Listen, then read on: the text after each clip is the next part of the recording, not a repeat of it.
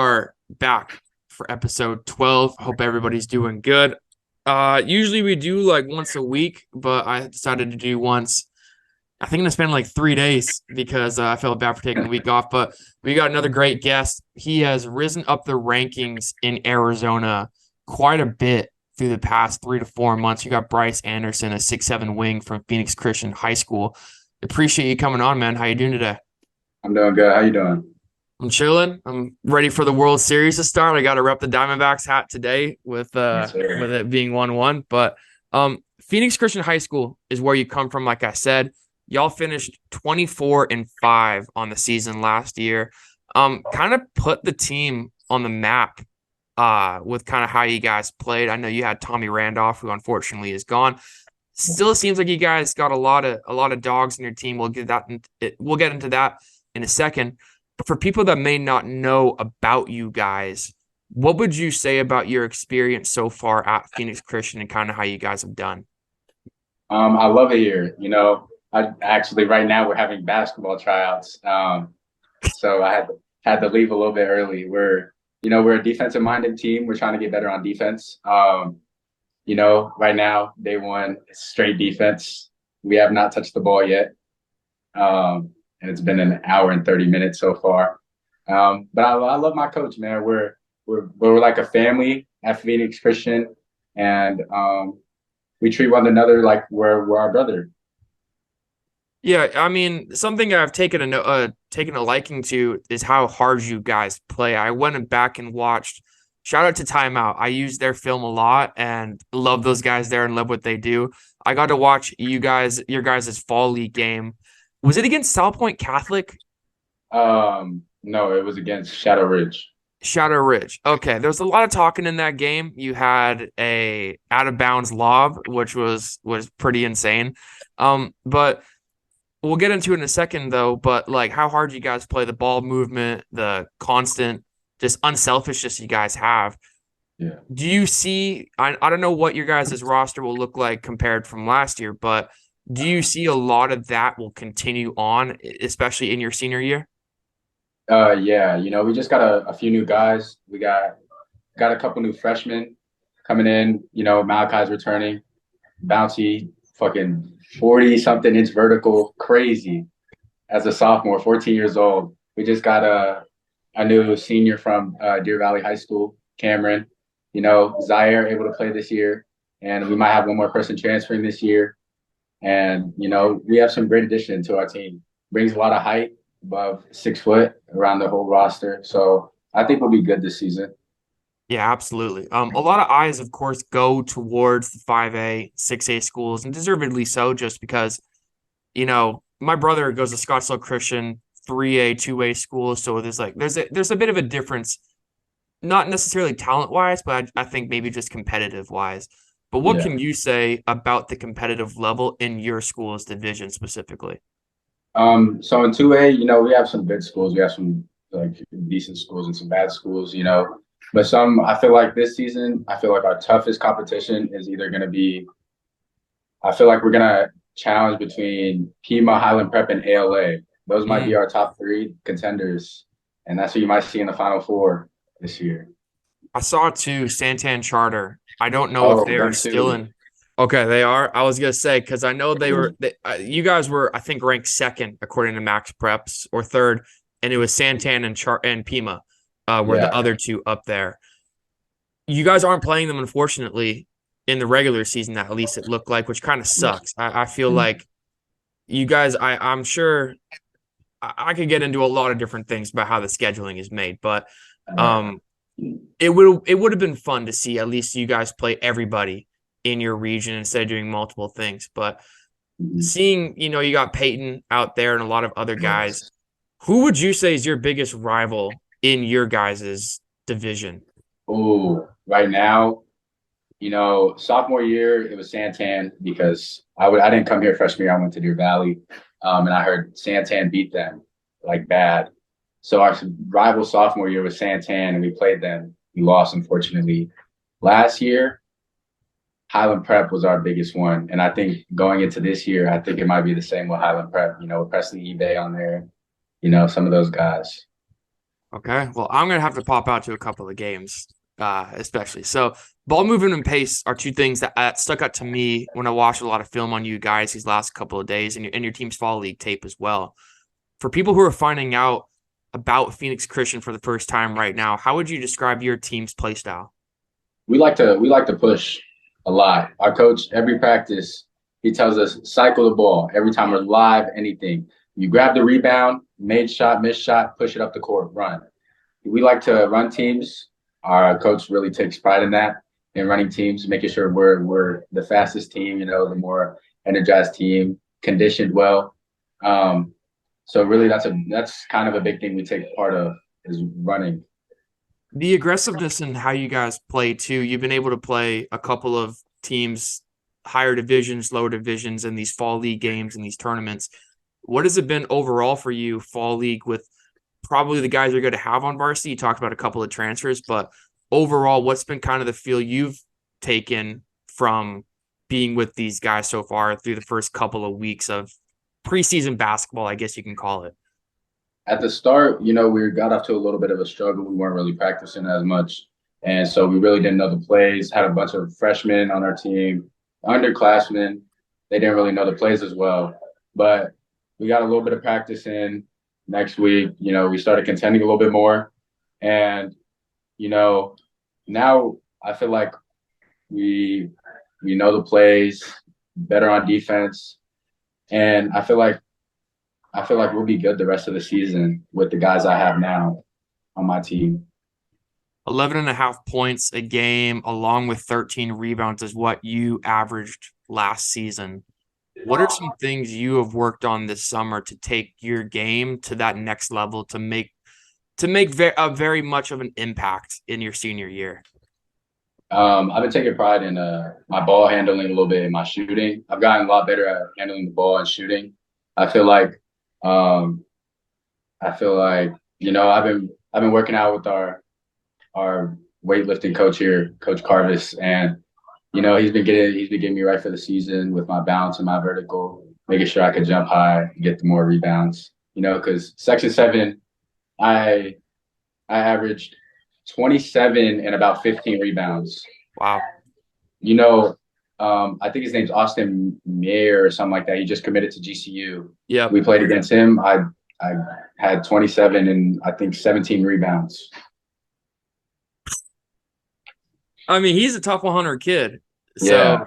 So to do that, how was Section 7 for you guys? I was unfortunately not able to pop out. I wish I bought a ticket, and then just scheduling wise, it did not go well for me. But for you guys, I know you had Tommy, which I'll ask you about in a second. But how was the overall experience? Who did you guys play, and what was kind of just the overall vibe of that entire weekend?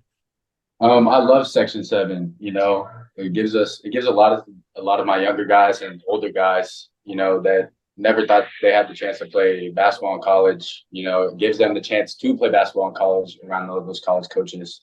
And um, I just love this Section 7 experience. And we played some good schools, Gilbert, or I think it's Gilbert Christian, good school. We beat them. They were tough. Chaparral, tough team. We beat them for the qualifier into Section 7. Then we got into Section 7. We played, I think, Volcano Vista, Austin, Austin's team. Some good schools. We lost to Volcano Vista, got into foul trouble. Um, I think we ended up beating Austin's team. Um, but I feel like we played well as a team in Section 7. I want to get into your summer because that's when, of course, I really found out about you is these past couple of months. It was a lot of timeout tapes and eVisions tapes and stuff like that, but also just seeing some stuff from Arizona Preps. Like I got your article up here about you that they did on you and the coach, but you seem to have a big summer that evidently got a lot of people to start looking more into you and how you play. With being 6'7", the way you can elevate to the brim, like you talked about, working on your bounce, is extremely impressive. How would you describe though how you play the game? I feel like I like to pass the ball more. I'm more of like a shot blocker. I like to play defense a little bit, but I feel like everybody looks at me as just a dunker, but they don't know me as I can shoot. And I feel like that's something I'm more improved on. So I feel like that's something I would describe myself as is a shooter. Me working on my dribble moves a lot more. I feel like I feel like I'm I feel like I can handle the ball a little bit more. So more like a playmaker, and I can shoot. So a little bit in between both. That's exactly what I was actually going to get into next. Watching that tape today, you seem to do a little bit more of a point forward role. Now, especially, younger guys, your coach is probably more comfortable with you facilitating the offense and getting more guys involved. But you have added the outside shooting to what you can already do on the court, which I think makes smaller defenders, it makes it that much more difficult and hard for them to guard you. Seeing how much you've grown, though, and even just the last 3 to 4 months since the summer, do you feel now that you're ready to take that number one option, being the number one option on your team? Um, you know, it's kind of hard for me to say I'm willing to take that number one option because like Tommy had that number one option. I wasn't really the number two option. It was Colin Satamo. And now I feel like with Colin graduating and Tommy leaving, it's a big role for me to step up. But I feel like it's gonna be hard for me to take that spot. But I've been working on, my coaches have been getting me right, making me feel more of like a leader. And I feel like I'll be ready for it, before the season starts to take that number one position. Yeah, absolutely. The biggest goal I'm assuming for you guys is, of course, winning state. And especially with you being a senior, that's one of the things I'm sure you're most keen on. But for you, what are some personal goals you have set out for yourself that you want to accomplish in your last year?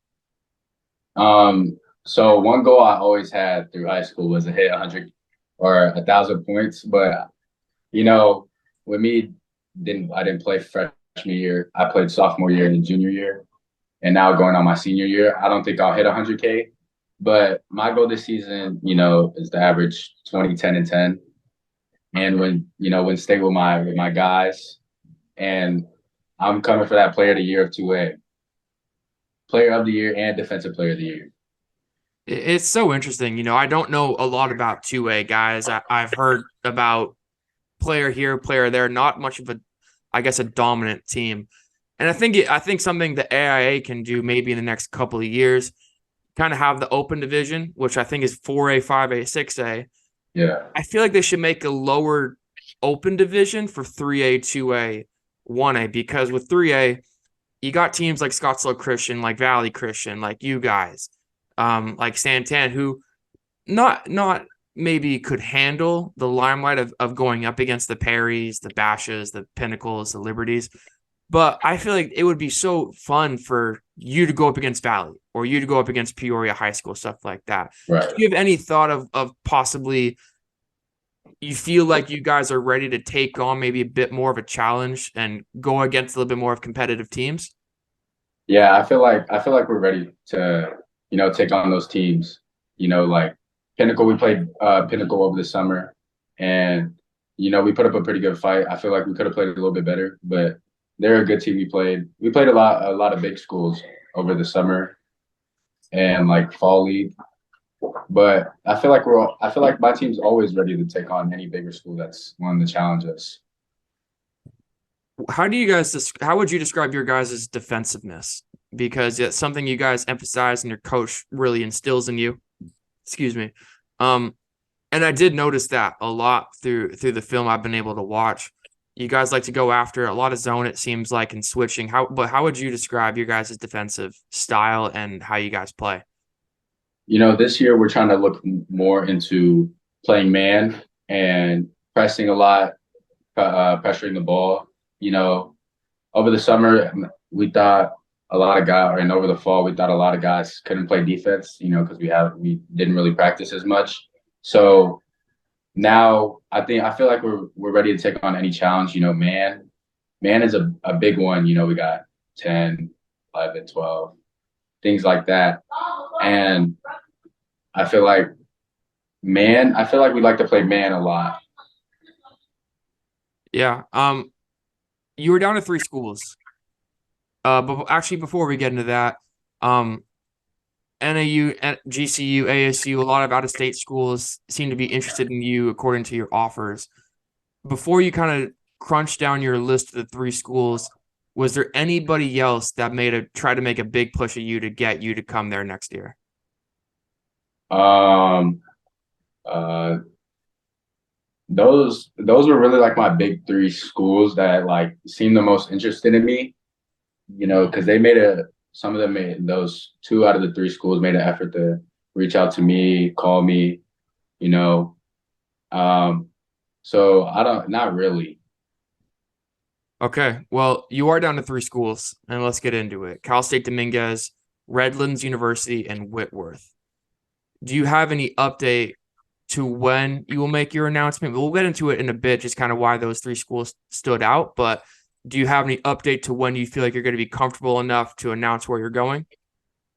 I might announce it more towards my birthday, which is like February, and that's around like playoffs in state.